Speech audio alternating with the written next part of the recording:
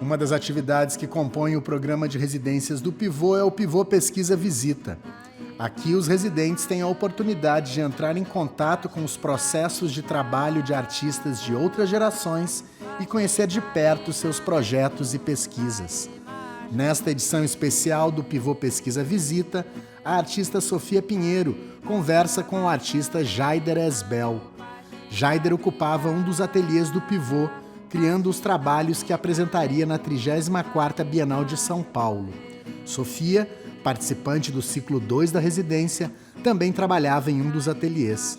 A proximidade entre ambos artistas, compartilhando do mesmo espaço de trabalho e de ideias semelhantes sobre arte, vida e ativismo, tornou única a oportunidade deste encontro.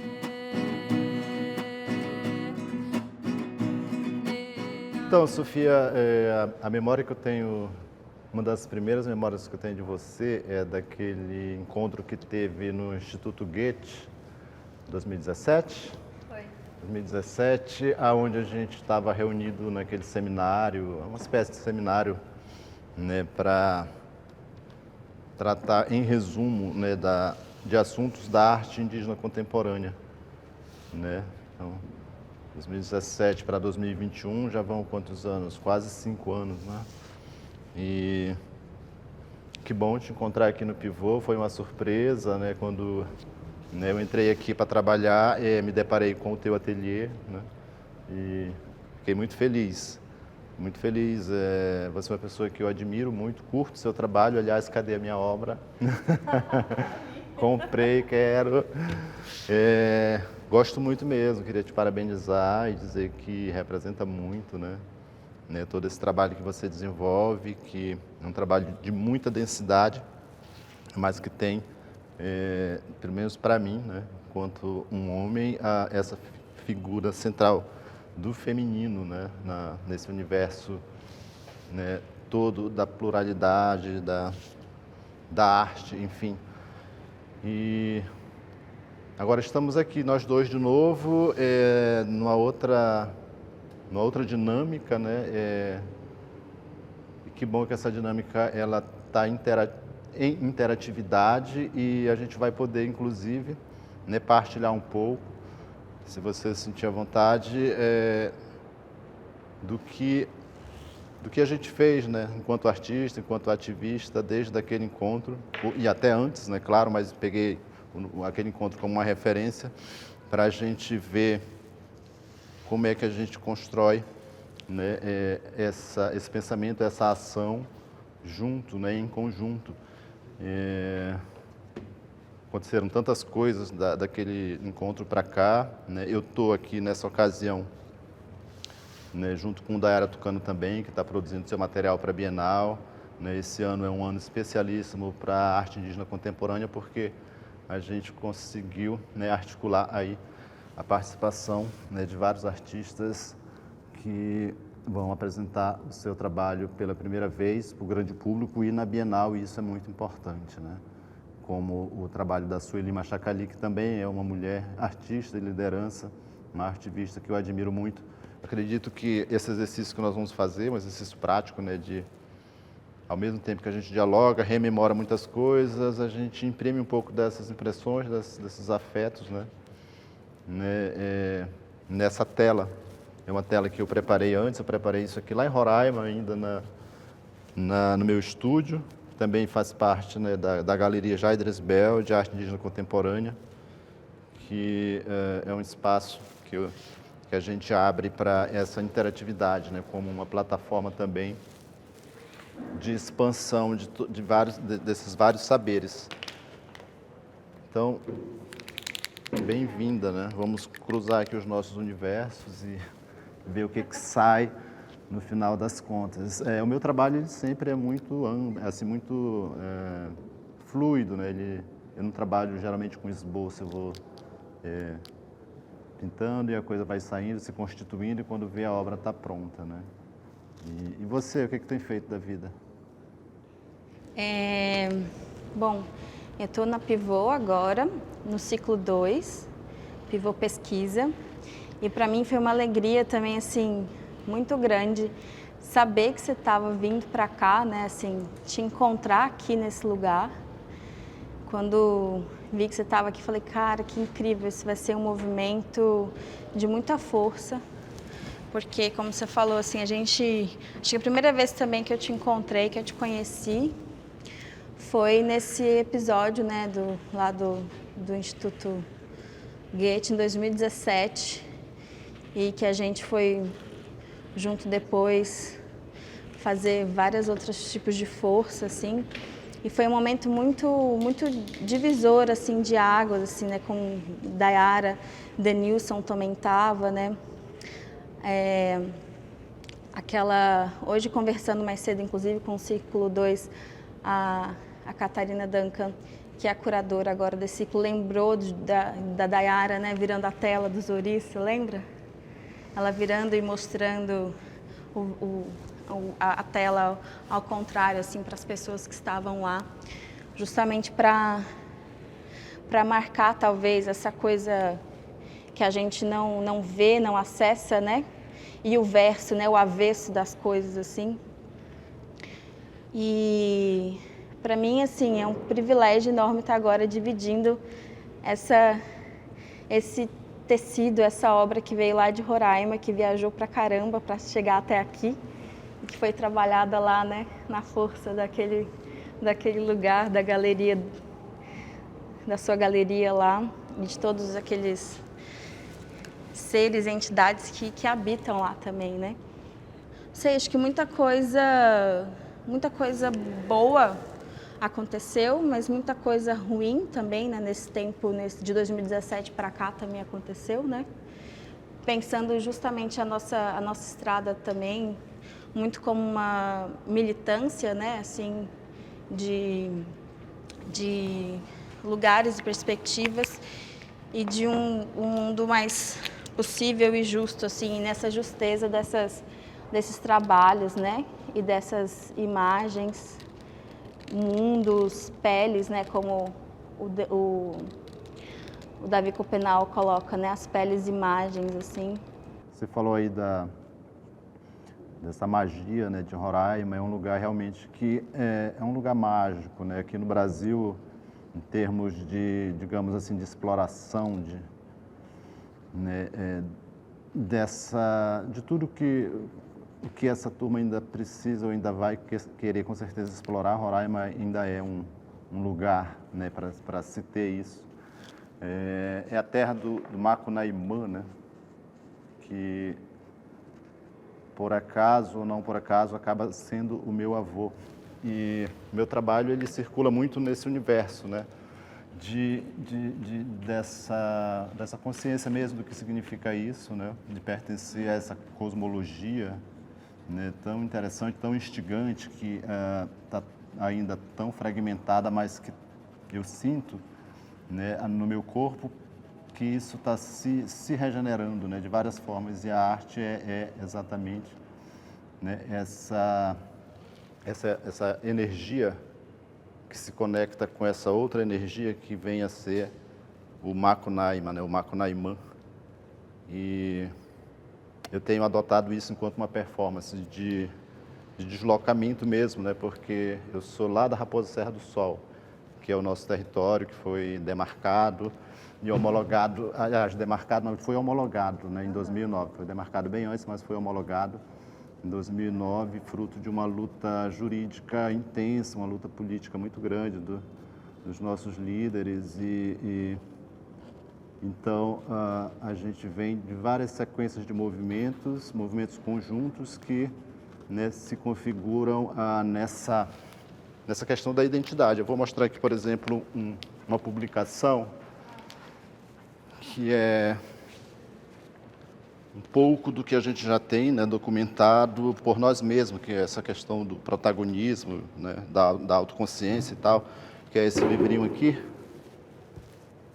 né, Filhos de Macunaíma, Vida, História, Luta, e aqui nessa capa tem o mapa do nosso território, o mapa do nosso país, né, do nosso cosmo e tal. E aqui também tem os nossos parentes, primo e irmão, que são todos os netos do Macunaíma. Os próprios Macuxim, Garicó, Patamona, Uaptiana, Taurepã, Arecuna. E esse livro ele foi escrito pelos professores, né, da escola lá do Maturuca, que é um grande centro político do nosso território, né, uma forma de contar, ainda muito resumida, toda a luta mais recente, a luta mais atual, mais contemporânea, totalmente referenciada na história da origem, da cosmologia do Macunaíma.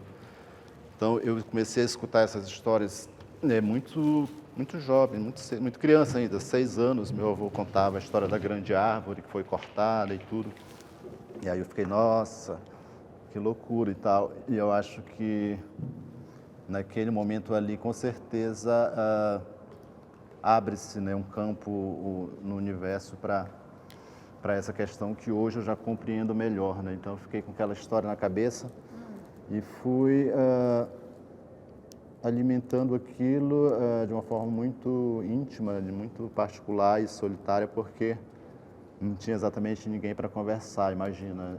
Hoje estamos fazendo a arte, história e contextualizando um pouco a luta, né? Mas naquela época, né, o que eu escutava era tiro dos fazendeiros nos meus próprios parentes lá da região, né? Então eu venho dessa história e isso mexeu muito comigo e me motivou, né, ainda naquela época a tomar uma atitude mesmo. Eu senti que precisava fazer alguma coisa e naquele momento não podia fazer nada porque era exatamente apenas uma criança e criança, né, não faz parte em princípio da luta porque essa é uma coisa dos adultos. E aí eu fui buscar uma forma de fazer parte dessa luta, né? E aí comecei, né, a tentar trazer todo esse universo que se cria no meu intelecto, na minha cabeça naquela época. Comecei a produzir historinhas e fazer desenhos e fiz isso a vida toda, né? Até 2009, quando eu recebo uma bolsa, né, onde eu publico o livro Terreiro de Macunaíma, Mitos, Lendas, História, Vivências, como, né, uma possibilidade de resumir já essa minha pesquisa, que ela começa aos 6, 5 anos de idade, e aí eu lanço esse primeiro livro, e logo em seguida eu começo a entrar no universo das artes visuais mesmo, né?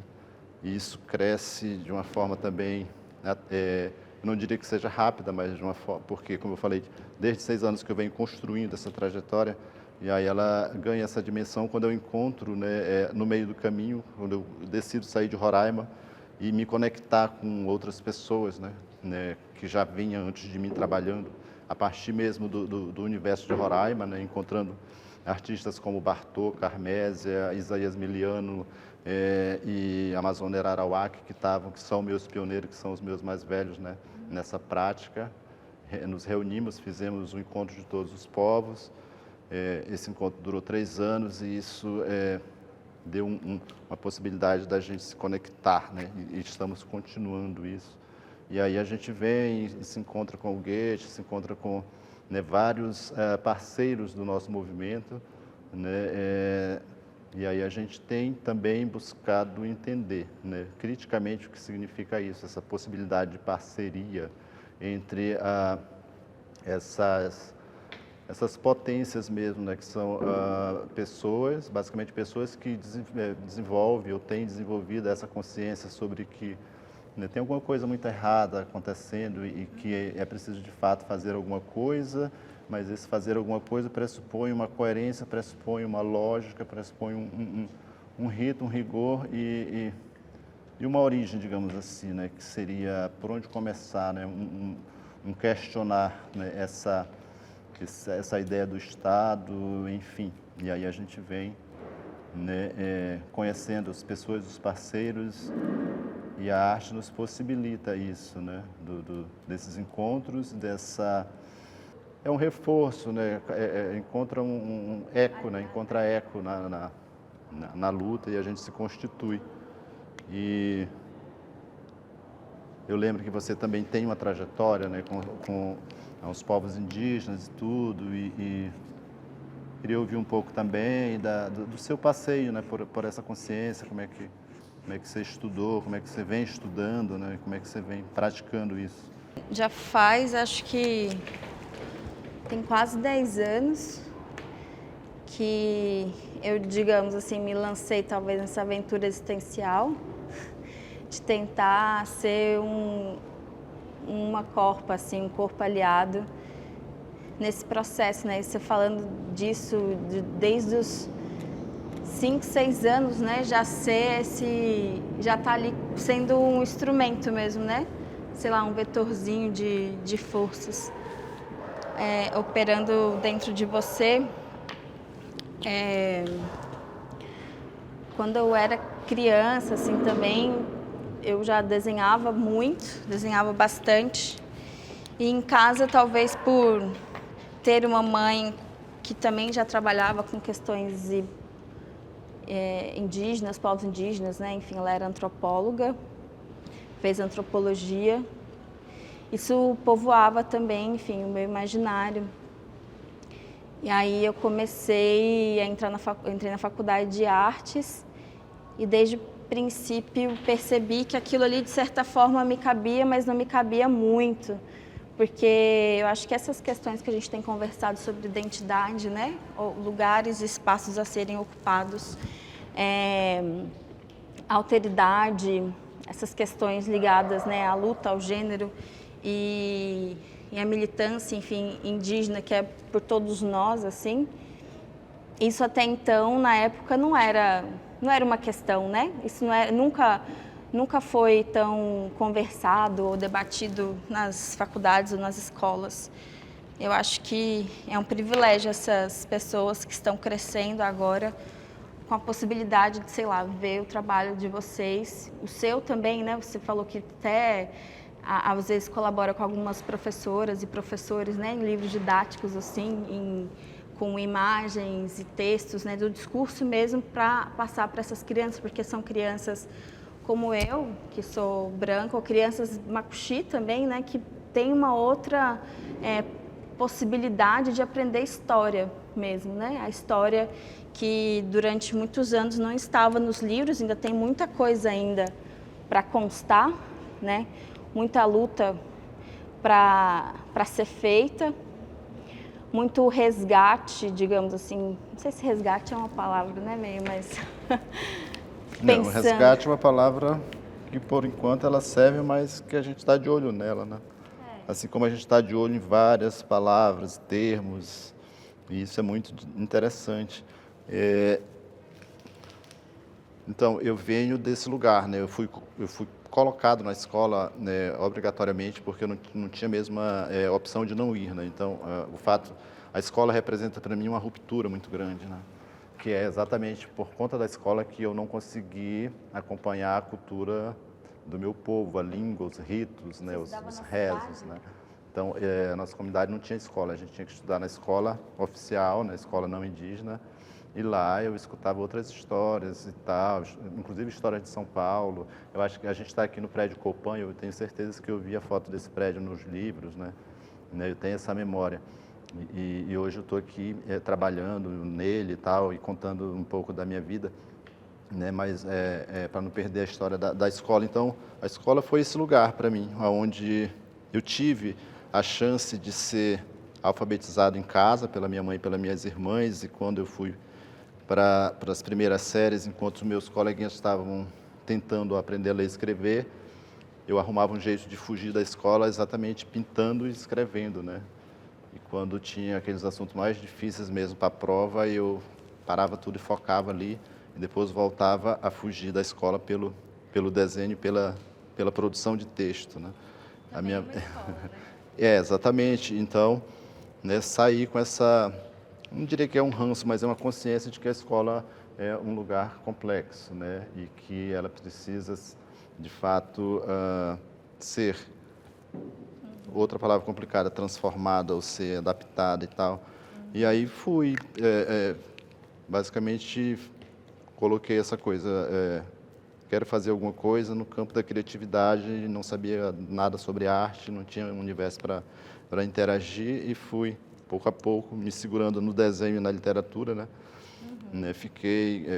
Me tornei jovem, adolescente, acabou o segundo grau lá na cidadezinha, não tinha muito o que fazer para uma pessoa que tinha, né, uma vontade de caminhar no mundo como eu, que fui despertado para a curiosidade muito cedo, então eu decido mudar para a capital, Boa Vista, aos 18 anos, para conseguir um trabalho, né, tentar uma vida normal, enquanto as coisas não estavam exatamente propícias para que eu me arriscasse unicamente a viver de arte, né? Então, né, trabalhei muito, segurei muito essa energia toda por muito tempo, né, até chegar mesmo nessa condição de plenamente trabalhar todas essas questões políticas que estão muito ligadas com uma prática minha, especialmente da minha mãe, que era a gente cruzar as montanhas para poder visitar os nossos parentes que estavam atrás, no outro lado da montanha, sendo,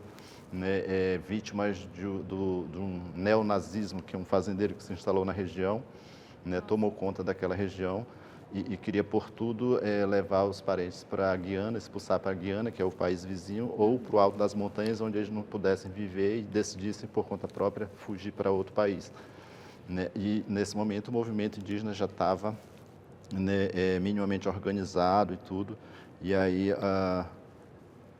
a minha mãe e eu, a gente passava por cima das montanhas porque aqui tinha um corredor de passagem e aqui tinha outro, aqui tinha um rio, a divisa do país. Então, esse território todo eles estavam querendo tomar. Então, eles construíram um portão, uma muralha enorme que está lá até hoje, né, de concreto e pedras, uma muralha alta, construíram um portão de madeira com corrente, construíram uma guarita, colocaram guardas armados, que era para quando os parentes se aproximassem para cruzar para a vila, eles atiravam e os parentes voltavam. E aqui também eles construíram uma vala gigantesca, com aquelas máquinas enormes, aquelas retos cavadeiras, construíram valas, fossas enormes, onde, né, os parentes também não podiam cruzar para pescar ou para caçar e ficavam ali presos naquele lugar. Então, a gente fugia por cima da montanha, eu e minha mãe, a gente levava alguns produtos que a gente conseguia na cidade, como óleo, açúcar, arroz, enfim, para complementar a alimentação deles, porque eles não tinham mais farinha, porque não podia plantar roça, não podia caçar. Então, eles se alimentaram por muito tempo de passarinhos, né? Eles conseguiam ainda caçar passarinho, flechar, e eles comiam passarinho. Então, a gente levava os produtos e eles davam passarinho para a gente. Então, eu acho que é um pouco por isso que tem muitos passarinhos na minha obra, porque os passarinhos, eles sempre recorreram, né, sempre apoiaram o povo macuxi. Desde do início da nossa cosmologia, a gente tem os passarinhos como aliado, né, e isso é muito interessante. Então, um pouco da minha história assim, de ativismo e militância, de início da minha militância, vem desse lugar, né? Meus irmãos, meu pai não se envolviam nessa coisa e tal, mas eu e minha mãe, a minha mãe pelo menos me deu essa consciência, e é por isso também que, né, eu tenho um profundo, pelo menos busco ter um profundo respeito pelo universo feminino, pela luta, por toda essa questão mesmo, porque eu sou fruto disso, né? Foi basicamente a minha mãe mesmo que me mostrou que o buraco é mais embaixo, né, para essas questões. Então, vem disso aí e tal. E aí cresci nessa coisa toda, né? E aí até um dia chegar aqui em São Paulo num caráter performático, já com o celular ligado, né? É interessante de dizer que eu comecei a produzir e comecei a postar, nessa época já tinha Facebook, tem 10 anos de carreira, né? Eu comecei a pintar faz 10 anos. Então já tinha Facebook. E aí eu pintava e botava no Facebook e postava. E eu lembro que alguns artistas não indígenas lá de Roraima diziam: mas como tu faz isso? Tu posta teu trabalho, vão roubar, não sei o que e tal. E aí eu falei: ué, mas se roubar é porque é bom, eu vou fazer o quê? Eu não sou ninguém, eu não tenho para onde ir, tem isso aqui. Eu comecei a experimentar usar essa rede social, né, e tal. E aí foi assim que eu fui me conectando, né, com as pessoas, com mais gente, com o mundo, com a rede social, até ser visto pela essa ideia do sistemão, né, e tal. Isso é uma coisa, assim, você tocou em alguns pontos, assim. A primeira que é muito, não sei, assim, nomear, senão, sei lá, de uma violência muito profunda, isso que os povos indígenas sentem hoje no Brasil, que é serem expatriados da sua própria terra, né? Serem tidos como imigrantes ou alienígenas dentro do seu próprio território. E como agora também falando do sistemão, assim, né, da arte, assim, como isso também, de certa forma, é uma estratégia muito boa, porque, de fato, né, ecoa, como você pontou, essas vozes, mas, ao mesmo tempo, também, de certa forma, captura esses passarinhos, né, que são essas entidades, os seres, as obras, né, os passarinhos da sua obra, capturam esses lugares. Como que você vê isso, assim, esse seu trabalho cada vez mais se colocando nesse espaço, e a gente pensando também, se falando da escola, eu me lembro agora também da escola na floresta, né, que Isael e Sueli estão tentando erguer, e junto com uma ampla rede, você fez uma tela para eles, né, para ajudar na construção da escola, e outros artistas né, indígenas, assim. Como você vê essa agência, sei lá, da arte operando nessa vida presente, assim, ou nesse futuro ancestral agora, que está presente também, sabe? Que é porque é para o futuro também, né? Falando mais uma vez dessas crianças. São várias complexidades que se entrelaçam, né? E elas precisam não exatamente de uma tradução, sei lá qual é a palavra, mas de um cuidado, digamos assim, especialmente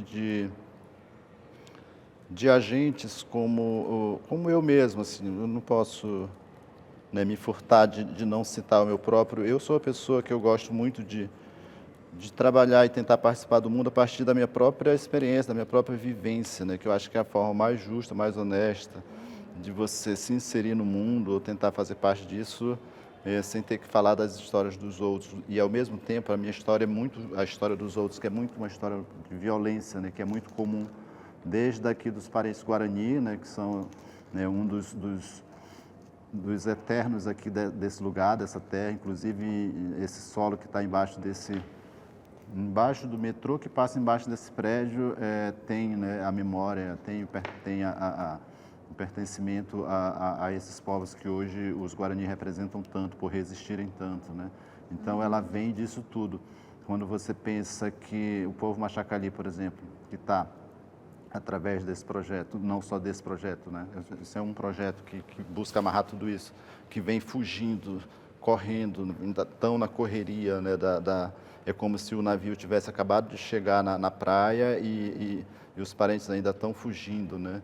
É importante lembrar que o povo Machacali, que está, né, tentando mobilizar uma campanha para adquirir um território próprio, para poder morar, para poder prosperar, para poder viver, né, plenamente. Quando eu digo plenamente, onde ele tem a sua própria ideia de escola, né, a sua própria ideia de direito, justiça, a sua própria ideia de sociedade mesmo constituída com a sua cosmologia.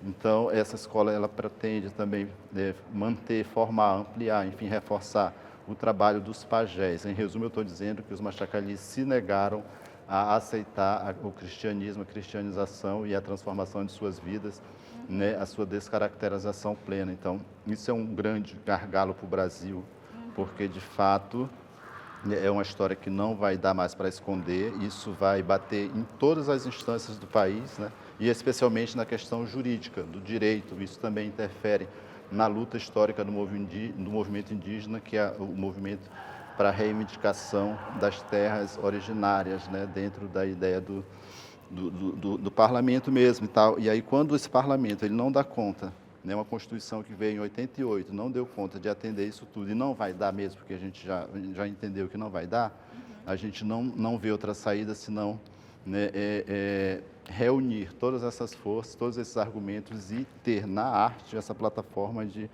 evidenciar, né, de colocar isso público e de cobrar criticidade em relação a isso.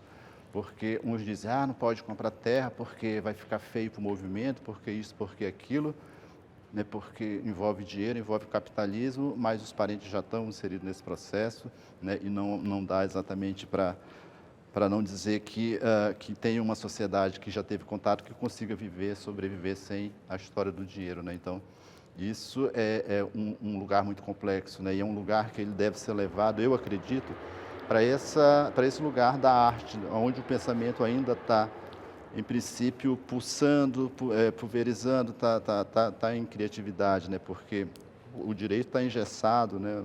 Tudo está muito engessado, tudo amarrado em nomenclaturas e tudo. Depende de papel. Né? Então eu acredito que a arte seja esse lugar, essa plataforma onde a gente vai, né, criar um ambiente de sensibilização, da criação de uma outra consciência coletiva, né, não só indígena, mas de que o povo brasileiro, e tanto como as pessoas do mundo todo, percebam, entendam e não vejam outra forma que não apoiar, né, essa autonomia, essa decisão mesmo, né, do povo em ter na arte, no seu conhecimento, a sua saída, né,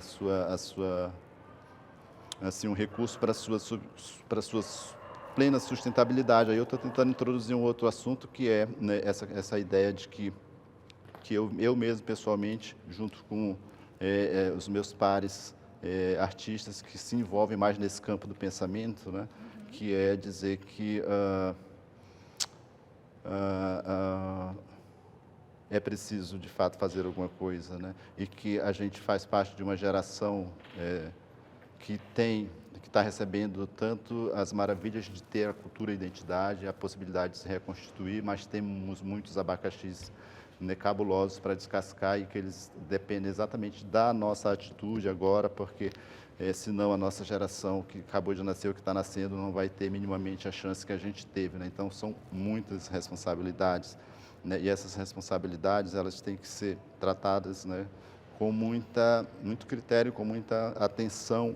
Então, é por isso que eu decidi mesmo mergulhar nessa aventura perigosa até, né, de performar essa questão toda, de levar essas questões para todos os cantos. É por isso que a gente está, né, de fato, buscando estar participando das altas discussões da academia, né? A gente está muito próximo da USP, da UFMG, da Universidade de Campinas, enfim, a gente está nesse movimento muito interessante de ocupar todos esses lugares, né? Inclusive, especialmente também as igrejas, porque são lugares onde a descaracterização ela é massiva, né? Ela acontece de uma forma muito cruel e disfarçada de uma alternativa, né? Muitas coisas passam assim pela minha cabeça e é sempre um desafio, né, resumir isso tudo para poder arrumar um sentido, né? O fato é que eu já saquei, né, acho que muita gente já sacou que, para nós, povos indígenas, a obra de arte não basta. E a gente não basta também querer fazer parte desse sistemão. Quando eu digo sistemão, é o sistema de arte europeizar, dominante, né? Então eu digo, olha, né, os povos indígenas têm seus próprios sistemas de arte, não exatamente com essa palavra, mas eles têm um sistema muito complexo, muito potente e até muito mais sofisticado e amplo e completo que o próprio o sistema europeu, né? Eu não tenho dúvida, assim, eu acredito que, voltando de novo para a minha própria consciência, essa coisa de não se importar nem um pouco com esse país, né, de não ter orgulho nenhum de ser brasileiro, de ter um desdém mesmo, tanto faz, né? Essa coisa digo, pô, a gente tem a Raposa Serra do Sol, ali é o nosso país, lá a gente tem tudo, né? Tudo que essa galera morre atrás de riqueza, não sei o que, a gente tem lá. A gente anda, tropeça em diamante, caga em cima de diamante, bebe o nosso caxiri, fica bebo, cai, dorme, risca a cara e a canela com diamante, né? A gente faz as nossas panelas de barro e elas são todas decoradinhas com ouro, né? A gente não está atrás, de fato, de riqueza, nem de império, nem de nada disso. A gente está atrás, sei lá, de uma outra coisa que a gente ainda não experimentou, que a gente está cansado, tanta coisa. E aí a gente vai, né, por esses lugares todos e tentando falar um pouco disso. E tentando chacoalhar mesmo esse pensamento branco que domina, né, ainda as instituições, né? A nossa performação aqui na Pivô é um exemplo disso, né? A gente entrou aqui através da Galeria Milan, que é uma experiência que eu estou tendo com ela, de apresentar, né, essa demanda toda, não exatamente o meu trabalho, porque o meu trabalho já foi apresentado né? Eu consegui apresentar o meu trabalho quando eu comecei a publicar o meu trabalho na rede social, né? Então, que isso conste bem claro, assim, que eu não estou, né, mais a fim de escutar ninguém dizer que eu estou apresentando o trabalho do Jair Dressbel. Não se trata disso, né? Mas se trata exatamente da gente dizer, soltar, como uma coisa mesmo que tem que ser solta. Quando eu entro aqui e a gente consegue, através disso, inserir vários artistas e se chegar mais 10 ali, eu vou abrir aquela porta, eles vão entrar aqui, nem que isso gere uma multa para a gente depois, mas os parentes vão viver aqui esses momentos junto com a gente. Eu acho que é disso que a gente está falando, acho que é disso que se trata, né? Pelo menos deveria, assim, a gente ter essa consciência bem básica mesmo de tudo, bem básica, bem inicial, bem beabá mesmo. Né? Mas, assim, a gente ainda precisa conversar com o professor lá da USP sobre várias questões, né? Porque a gente também precisa, né, estar acompanhando aqueles alunos lá. Né? Todo ano entra um monte de menino lá, tudo com as melhores intenções, né? Meninos inteligentíssimos, afiados com a tecnologia, com o mundo e tal. E se a gente não assoprar eles no meio do caminho, eles vão ser mais um produto daquela fábrica industrial, desse pensamento que não se esgota e que só complica e só piora, né? Então, é nisso que eu acredito, é isso que eu estou muito interessado, né, em partilhar, né? A gente não está interessado em falar de, como é teu processo criativo, como é que é, o que te inspira, não sei o quê. Né? Inspiração a gente tem demais, assim, tem um balde enorme, né, um caçoar enorme de ideias, de histórias para contar e tal, e não é exatamente disso que se trata, mais uma vez, né? E aí eu volto a falar desse sistema próprio dos povos indígenas, que é um sistema que, né, que vem, eu uso sempre a caverna e a pintura nas cavernas como uma referência, né, mas não é exatamente também daí, vem antes mesmo da materialidade das coisas, mas para quem gosta de evidência, como a própria ciência acadêmica, a gente pega as cavernas, né? A gente pega o Monte Roraima que está lá, aquela rocha enorme que foi cortada pelo Macunaímã e blá, blá, blá, como para dizer, para exemplificar para esse sistema europeu que aquele monte é uma obra de arte, porque o Macunaímã foi lá, meteu a sua mão, ele fez a sua prática, ele fez lá o seu trabalho e gerou aquele produto ali, aquela floresta amazônica que a gente tem hoje, tal qual é fruto disso, é um reflexo que acolhe tantos povos, então as coisas se conectam, né? Todas as cosmologias se envolvem nesse grande movimento, né? E ao mesmo tempo é maravilhoso quando cada povo tem a sua consciência de si, né? Cada povo originário criou seu próprio universo, criou a humanidade, tal e tal. E essa também não é uma questão para se disputar, mas é uma questão para a gente florear, né, esse pensamento engessante, monoteísta, né, que é a história da tudo tem que ser referenciado pela Europa, né, a velha Europa e tal. Eu gosto, assim, desses malabarismos e tal. Porque também parece que ter aprendido, sei lá, arte ou cultura visual, sei lá, por um único escopo ocidental é muito limitante, né? Assim, se a gente for parar para pensar o tanto de formulações de pensamento que se tem, né? Ou de estruturas de elaboração mesmo, né? Do sentir pensar, né? Pensar sem ser só com a cabeça, mas com todo o corpo, juntando o coração, pulmão e outros órgãos, sei lá. A Sueli, para minha pesquisa de doutorado, eu fiz uma conversa com ela. E ela falou assim, eu acho que o cinema, a gente muito próprio indígena, porque a gente já faz artesanato e cinema é muito parecido, porque você vai filmando e é como se você colocasse uma miçanga em cada ponto, cada quadro, né, do filme, é como se fosse uma miçanga colocada no artesanato. Você já sabe o que vai ser vai acontecer só nesse cinema ritual, então você já vai filmando como se você estivesse construindo uma pulseira, um cesto, uma bolsa, né, assim, como se então essa mesma articulação pensada para fazer o artesanato, sei lá, esse mesmo como você fala, esse download, né, que faz assim do invisível, que não tem uma operação muito racional, digamos assim, ela acontece, né? Através das mãos, assim, e que isso vai se elaborando e quando vê já virou filme, já virou obra, seja lá o que isso seja também, né? A gente não vai construir nada, Luísa, nada, exatamente nada, se a gente não evidenciar as coisas, né? Se a gente não referenciar, se a gente não constituir, se a gente não participar, não protagonizar, e a gente vai continuar repetindo a abordagem, o modo operandi do sistema dominante, né? Então, né, o lugar da arte também é um lugar para transgredir, é um lugar para se pensar, né, questões densas, profundas e delicadas, como, né, a situação mesmo, a condição do gênero nas culturas tradicionais, blá, blá, blá.